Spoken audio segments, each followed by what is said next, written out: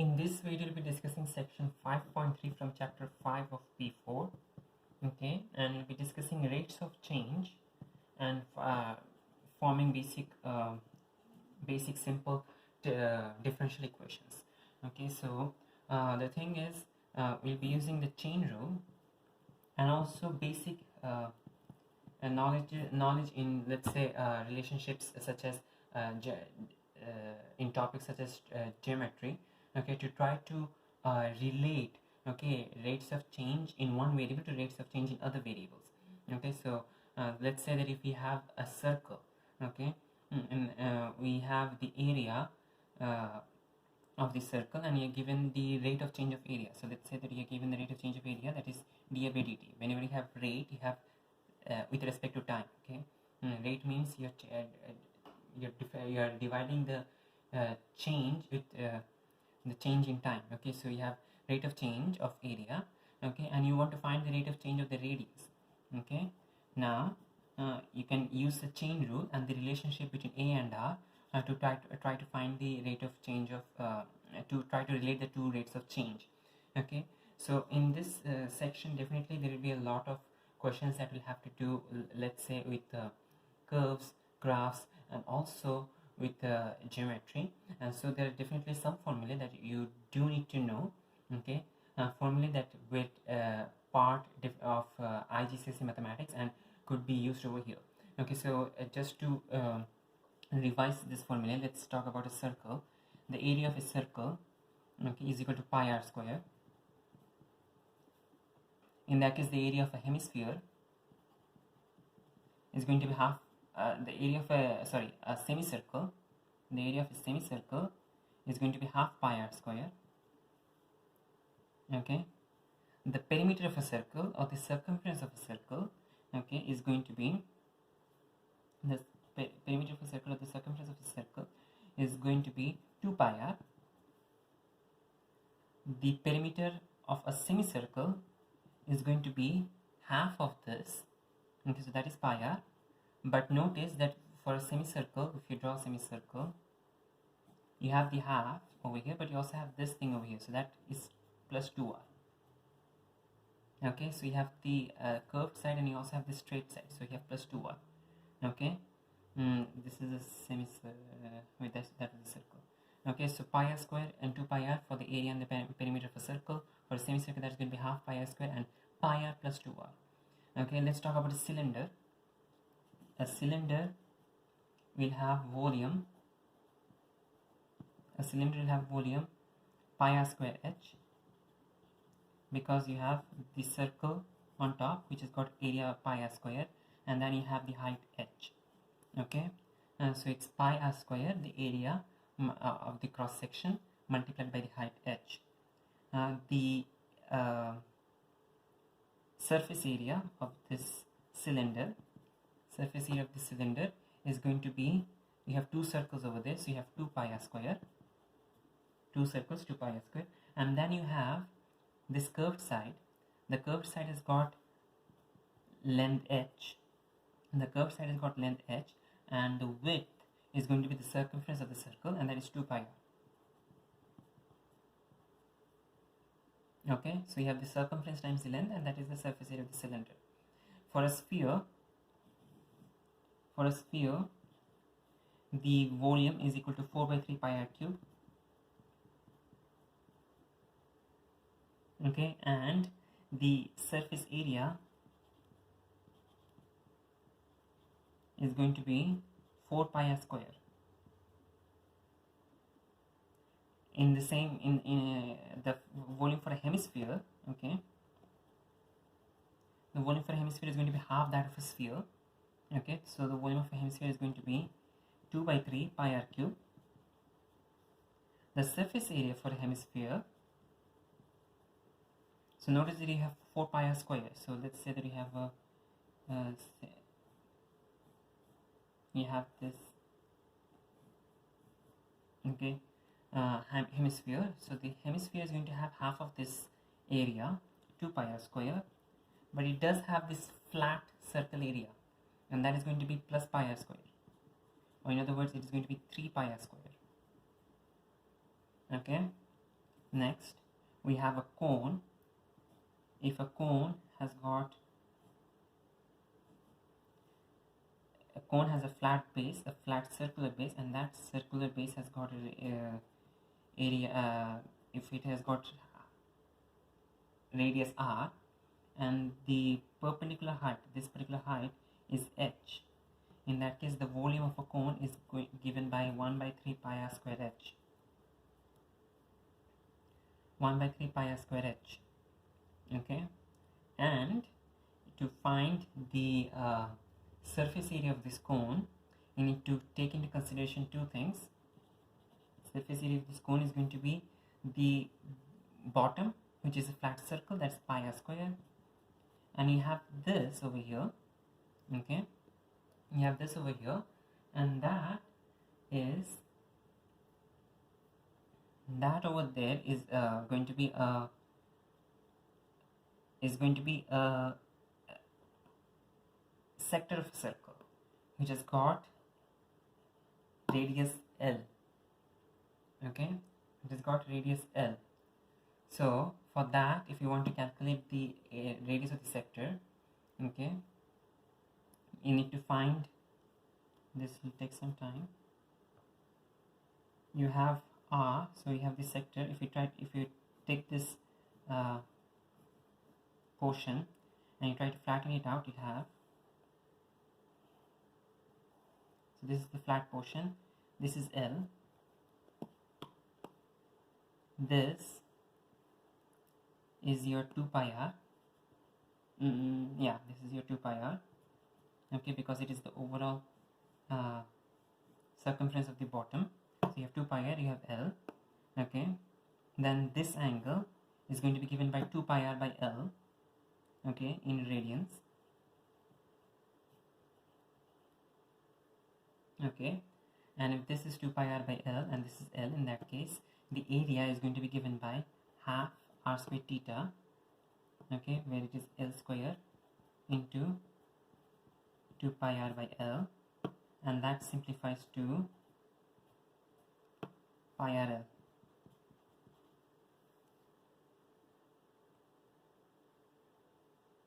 Okay, so you have pi r square, which is the bottom, and the curved portion is going to be pi r L. Okay, so now let's continue doing some examples over here. Okay, the first example you're going to do is example 7 from page 57. Okay, now often these questions will be having a lot of words in it. Okay, they'll be writing it in a story format. It's always better to try to express this in mathematical terms, in mathematical equations. Okay, so the first question over here, the question over here you're discussing is says that the volume of a hemisphere V centimeter cube, the volume of a hemisphere V centimeter cube, okay, is related to its radius r centimeter by the formula V equals 2 by 3 pi r cube. Okay, so we have a hemisphere. Okay, the question is talking about a hemisphere, and its volume and its radius are related by the equation V equals 2 by 3 pi r cube, and the total surface area is centimeter square is given by the formula S equals pi r square plus 2 pi r square, which equals 3 pi r square. Okay, so basically these are the same equations that you did discussed over here for the hemisphere. Okay, this was this is half of the sphere volume, okay, and this is half of this sphere surface area plus the flat circle over there. Okay, so we have, now back to the question over here, we have the volume relationship, we have the surface area relationship, and then they are asking, they are giving the information that the rate of increase of the volume in centimeter cube per second. So this is in centimeter cube, this is in centimeter, this is in centimeter square, this is in centimeter. Okay, and they are giving that dV by dt is equal to 6. Okay, 6. Notice the unit is going to be volume by time, which is centimeter cube per second. Centimeter cube per second. Okay, so we have dV by dt is given as 6, and I need to find the rate of increase of surface area ds by dt. So we need to find the rate of increase of surface area ds by dt. Okay, So we have dv by dt, we have ds by dt. The relationships given are actually v and r and s and r. So let's first try to differentiate those expressions with respect to r. Okay, so if we differentiate this relationship with respect to r, we get dv by dr equals 2 by 3 pi. Notice 2 by 3 and pi is a constant, so that just copies down. And then you have r cube, and that you need to differentiate with respect to r. We get 3r square. Okay, and then you have dr by dr, but dr by dr is simply 1, so over here it does not make a difference. So you have 3 r cube differentiates to give r square, and therefore dv by dr is equal to overall 3 and 3 cancel out, you get 2 pi r square. So you got dv by dr. Now let's talk about s. Okay, if we differentiate s with respect to r, we get ds by dr.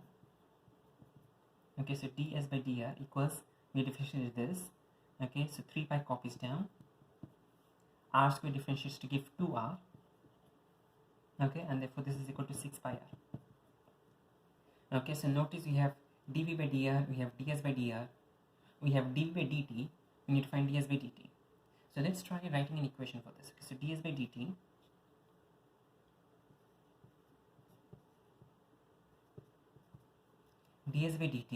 you can write this as let's take a first stop. So we have s, we need to move from s to t. Let's take a first stop at r. Okay, so you can write this as ds by dr into dr by dt. Okay, notice again we're taking a first stop at r, so from s to t we are moving. We take the first stop at r, so ds by dr into dr by dt. Now let's take a second stop at v, so we can write dr by dt as dr by dv into dv by dt. Okay, notice we have ds by dr, so you can substitute that.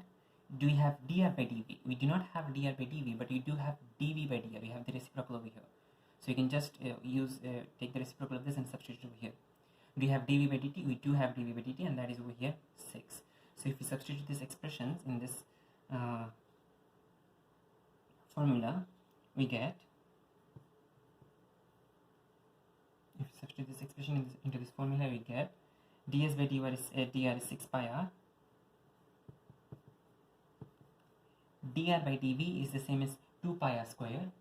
Dr by dv is the reciprocal of 2 pi r square, because this is dv by dr, so that becomes 1 by 2 pi r square,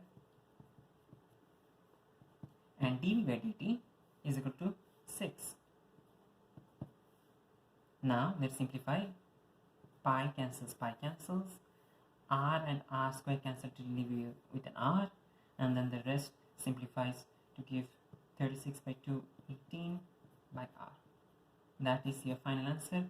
And the unit, okay, just to make sure that the unit is going to be, notice you have ds by dt, s is in centimeter square, t is in seconds, therefore this is going to be centimeter square per second. Okay, so now let's consider another example. In this example we'll be doing question number 8, okay, from the same from page number 58. Okay, question number 8 from page number 58. Example 8 from page number 58. So over here they have given, we need to form a differential equation. That's the question. Okay, and the question says that, and the question is saying that in the decay of radioactive particles, so we have decay first of all, that's the first point. Okay, so we have decay. Okay, that's the first point that you need to note down from the question. It says that in the decay of radioactive particles. Okay, so if we have decay, in that case the rate is going to be negative. Rate is negative. Okay, if you have growth, in that case the rate is positive. Okay, two very common patterns. Okay, if you have decay, in that case the rate is going to be negative. If you have growth, in that case the rate is going to be positive. Okay, so in the decay of radioactive particles, the rate at which particles decay. So notice that the word they are using is the rate at which particles decay.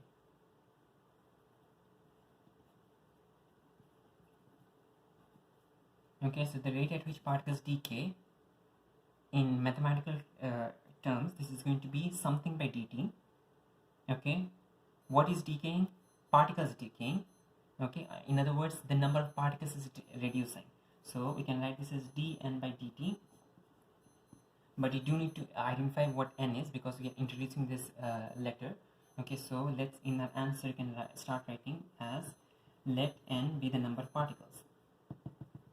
Let n be the number of particles. So if n is the number of particles, in that case the rate at which particles are decaying is going to be dn by dt. Okay, and the question is saying that the rate at which particles decay is proportional to the number of particles remaining. Okay, so if n is the number of particles remaining, in that case the rate at which particles are decaying, okay, that is dn by dt, the rate at which particles are decaying is directly proportional to the number of particles remaining.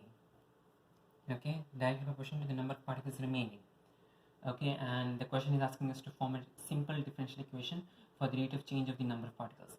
So notice that rate at which particles decaying, dn by dt, is directly proportional to the number of particles remaining, so that's n.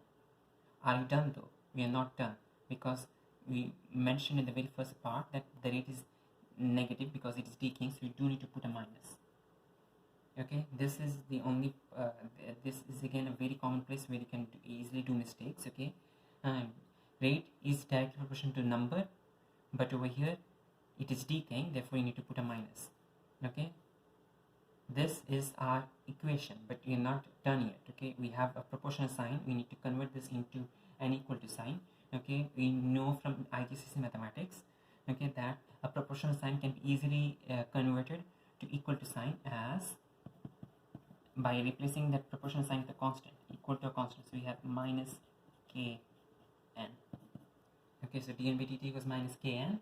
Okay, where k is a positive constant. Okay, we are assuming that this entire thing is negative. So if this entire thing is negative, in that case k needs to be a positive constant.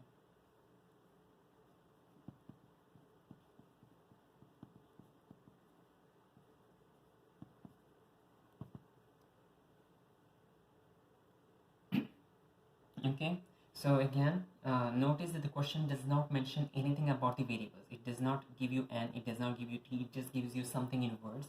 So whenever you are writing the answer down, you need to first of all introduce variables. So let n be the number of particles and let t be time. Okay, let n be the number of particles and let t be time.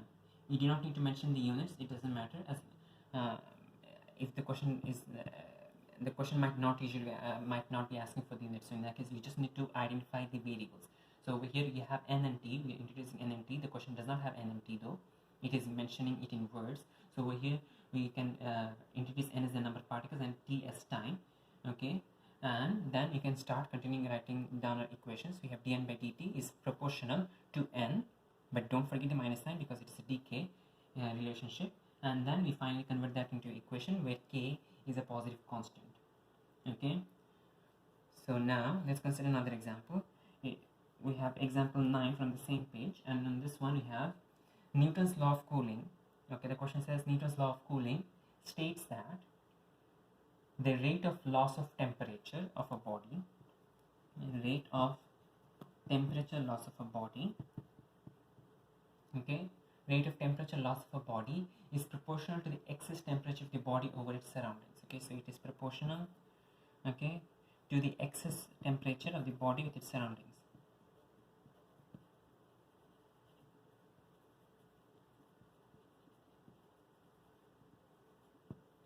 Excess of the temperature over its surroundings. Now we need to write an equation that expresses this law.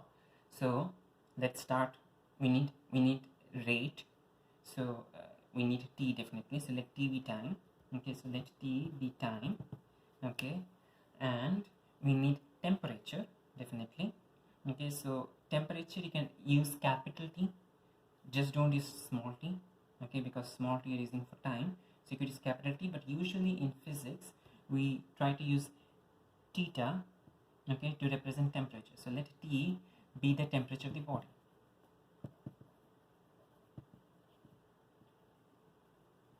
Now it says that the rate of temperature loss, so the rate of temperature loss is going to be d theta by dt. Okay, and this is going to be the excess of the body, the excess temperature of the body over its surroundings. So we have excess means it is going to be a subtraction over here, a difference. Okay, so the difference of what over what, we still we have not converted it into an equation. So we have the excess of the body over surroundings. The body has temperature theta. Let's introduce another variable over here, theta 0 or theta I. You could use any one of them. So theta 0 or theta, let's say initial, or let's say theta s. Okay, it doesn't make a difference. Okay, what you, as long as you can introduce a variable and describe what it is, in that case it doesn't matter whether it's theta O, theta I, theta S, or even theta A, theta B, doesn't make a difference. So let theta be the temperature of the surroundings. Okay, so let theta be the temperature, theta S be the temperature of the surroundings. In that case, the excess of the body over surroundings is going to be theta minus theta S. Okay, excess of the temperature over the surroundings is going to be theta minus theta S, and our equation says that rate of temperature loss, so dT by dt, is directly proportional to excess. So this is the equation, but notice that it is temperature loss, not gain, therefore it is going to be negative. Okay, the sign is going to be negative. Okay, we are assuming that theta is greater than theta s. Okay, that's why we are assuming that this thing is positive. Okay, that theta is greater than theta s. The body is at a higher temperature than the surroundings, so this is positive. Overall, this answer is going to be negative because the rate is negative. Now, okay, finally, to write the equation, you write d theta by dt is equal to minus k into theta minus theta s. Okay, where k is a positive constant. Okay, the only reason we write this k is a positive constant is just to make sure that the answer overall is negative. So this is positive, this is positive, this is negative. If you do not mention this, in that case someone could try putting k as a negative constant, and the entire rate is going to become positive, which is definitely not correct. Okay, the body is losing temperature, therefore k needs to be a positive constant. So we are specifically mentioning this. In the previous question also we did the same thing. Okay, so again, whenever you get this kind of questions in words, you need to write down a differential equation. We start with the words and try to convert those words into an equation. Okay, and be careful that you introduce the variables, because if you just write down an equation, the examiner will not be able to understand what exactly those variables represent. Okay, let's consider another example. In this example, we have from example 10 on page 59. Okay, this is a long question, and it says that the head of a snowman of radius r centimeter. Okay, so the first piece of information is that it has got a radius r centimeter. Okay, the head of a snowman of radius r centimeter loses volume, so it is losing volume. Okay, and by evaporation at a rate proportional to its surface area. Okay, so volume loss rate is proportional to surface area.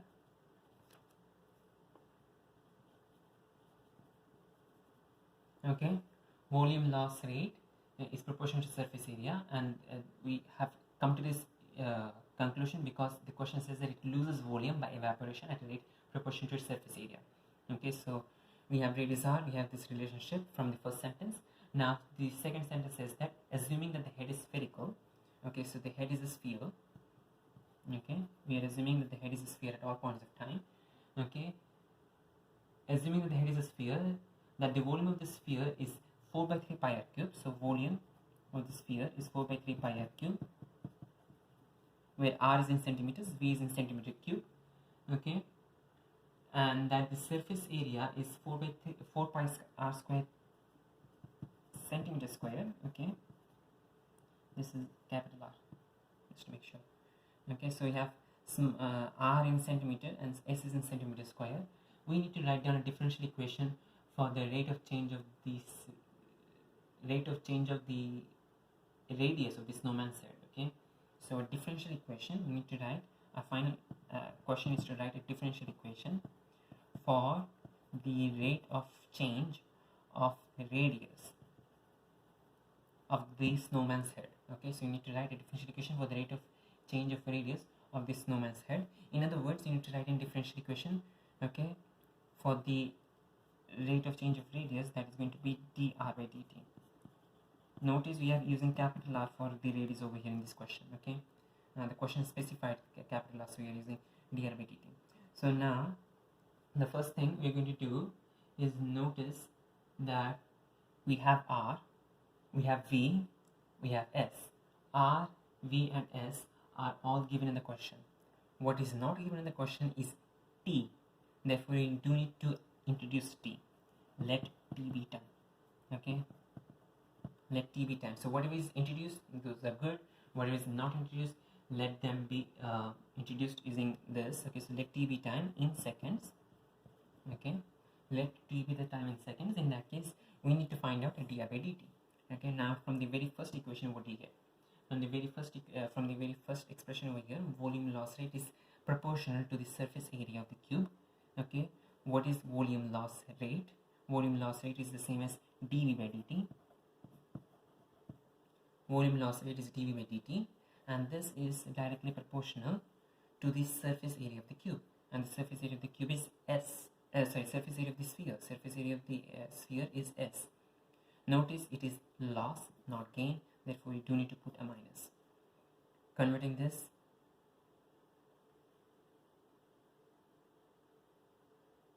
okay, the question actually does not introduce V and S either. Okay, it just gives the volume and the surface in terms of S. So in that case, do introduce them. So V is the volume and S is the surface area. V is the volume in centimeter cube, okay, and S is the area in centimeter square. Okay, so now you can continue. dv by dt is approximately equal to is proportional to S, but we have a loss, therefore you're going to write minus S. Now let's convert this to equation. We get dv by dt is equal to minus ks, where k is a positive constant. Where k is a positive constant. Okay, so dv by dt is equal to minus ks, where k is a positive constant. Okay, now we need to find dr by dt. Okay, we need to find dr by dt, and we're given these two equations. So before we start writing down the equation relating this, let's first find out the derivatives that you can find from these equations. From v equals 4 by 3 pi r cube, we get dv by dr is equal to 4 by 3 pi, that's a constant, r cube becomes 3r square. In other words, this is equal to 4 pi r square.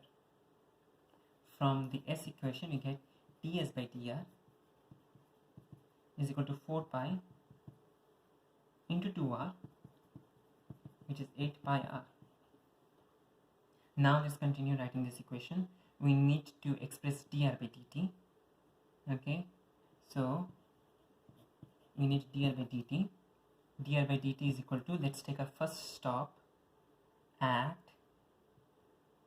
we can take our first stop at v or s, doesn't make a difference, both of them have r.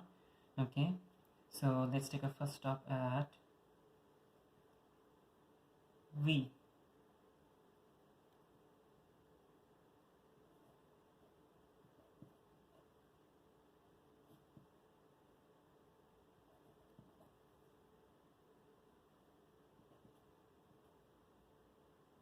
We could take a second stop at S and then move on for T. Okay, we could take a second stop at S and then move on for T. But notice that dr by dv. We do have the expression for dr by dv, because we can easily get that from dv by dr. dv by ds, we actually don't have that expression over here. ds by dt, we don't have that expression over here, but we do have dv by dt. Notice if we combine this up, we do have dv by dt, that is over here. Okay, so rather than take a stop at V and then like 2 stops at V and at S. We're taking only 1 stop, and that is at V. So dr by dt is equal to dr by dv into dv by dt. Dr by dv into dv by dt. Okay, we can find dr by dv from this expression and dv by dt from this expression. Okay, now let's simplify this. Dr by dv is equal to the reciprocal of this, because this is dv by dr, so that is 1 by 4 pi r square. Dv by dt is minus ks. Okay, and therefore this is overall equal to minus k into s divided by minus k by 4 pi r square. Okay, now the question, even though this is the correct answer, we do notice that the answer has got s and r. So since we could easily express s in terms of r, let's try to simplify this expression. Okay, so let's replace s with its equivalent in r. We get minus k into 4 pi r square divided by 4 pi r square. 4 pi r square cancels out, and therefore dr by dt is equal to minus k. Dr by dt is equal to minus k. Okay, so again, and the way that you work this out is that whatever you have in the question, write them down in relationships, and then if you have relationships, you can easily differentiate them to get some derivatives. Use the chain rule to try to relate one derivative to the others, then substitute the expressions that you get and simplify them to find the answer. Now let's consider another example. In this example, we'll be doing question number 14 from exercise 5c. Okay, question number 14 from exercise 5c on page 60. Okay, and the question starts: an inverted conical funnel is full of salt. Okay, so we have an inverted conical funnel. So if you want to draw a diagram, in that case we have an inverted conical funnel. Okay, this is full of salt. Okay, the salt is allowed to leave by a small hole in the vertex. So the vertex is this point, and the salt is allowed to leave out of this vertex, and it leaves at a constant rate of 6 centimeter cube per second. Okay, so it is leaving at a constant rate of 6 centimeter cube per second. Okay, so notice that it is dv by dt is equal to 6 centimeter cube per second. Notice that it is leaving, the volume is reducing, therefore this is going to be minus 6. Okay, so it is leaving at a constant rate of 6 centimeter cube per second. dv by dt is equal to minus 6, where we know you need to introduce the variables v and t. Okay, so let v be the volume in centimeter cube and t be the time in seconds. Okay, so that's the first relationship we're getting from the first paragraph. Now the second paragraph says that the angle of the cone between the slanting edge and the vertical is 30 degrees. So the angle of the cone between the slanting edge and the vertical. So we have the vertical over here. This is the vertical. The horizontal is this. Okay, and this angle is 30 degrees. This angle is also 30 degrees. Okay, so the angle of the cone between the vertical and between the slanting edge and the vertical is 30 degrees. Okay, and we are asked to express that the volume of the salt is 1 by 9 pi h cube. Okay, so the first part is to express that the volume of the salt is equal to 1 by 9 pi h cube.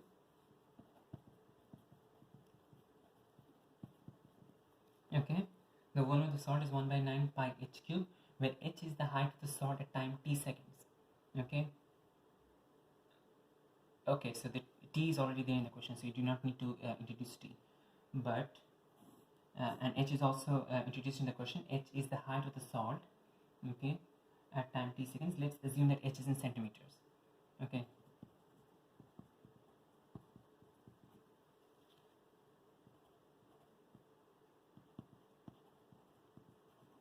and let's assume that h is in centimeters. Okay, so now you need to prove this equation. This is the first part of the question. Okay, Now we need to prove that v is equal to 1 by 9 pi h cube, where h is the height of the salt at time t seconds.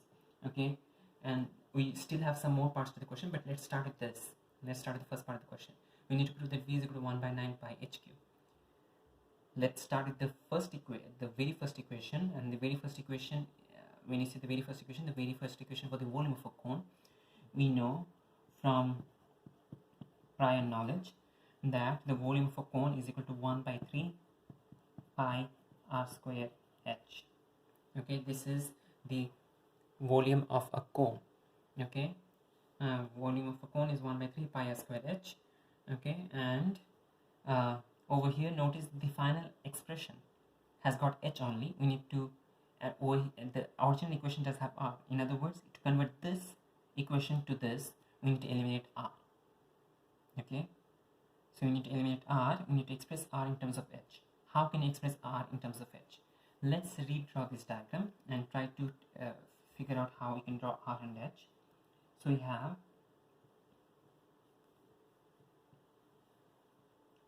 v, we have the cone v.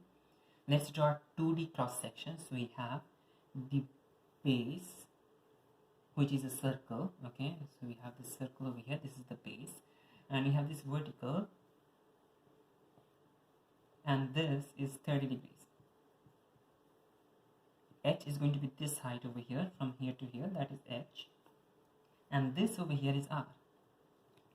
Okay, so we have h, we have r, and we have 30 degrees, and notice that since h is perpendicular to the base of the cone, in that case you have a 90 degrees over here, and therefore you can use now regular trigonometry, okay, simple trigonometry, to form an equation relating r and h. Let's use the tangent ratio because we have opposite by adjacent. So tan 30 degrees is equal to r by h. Tan 30 degrees equals r by h. Tan 30 degrees equals 1 by root 3. Therefore, this is equal to r by h. And therefore, if we take h to the other side, you get r is equal to h by root 3. Okay, r is equal to h by root 3. Let's substitute that over here in this expression. We get 1 by 3 into pi into h by root 3 the whole square into h. Okay, that becomes 1 by 3 into pi, h by root 3 the whole square becomes h square by 3 into h.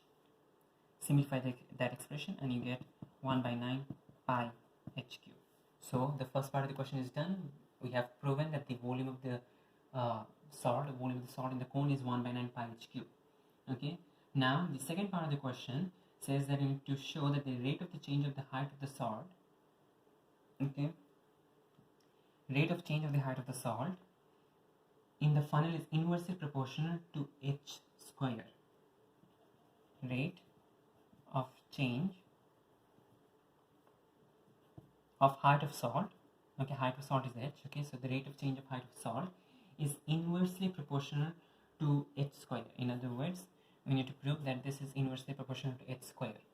Okay, write down a differential equation relating h and t, that's the third part, but first let's continue the second part over here. It says that the rate of change of h is directly proportional to 1 by h square. We need to prove this. This is not given to us here. Okay, we cannot use this equation, we need to prove this.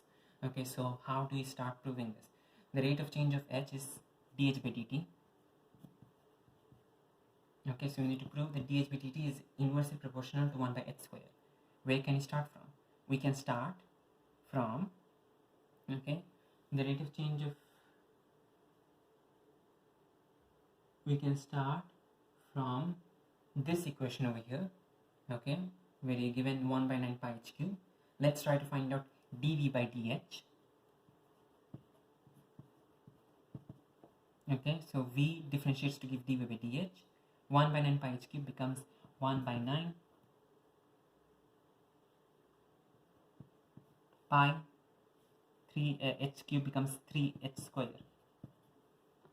Simplify the expression, you get pi h square by 3. Okay, pi h square by 3. So this is dv by dh. We need to find dh by dt.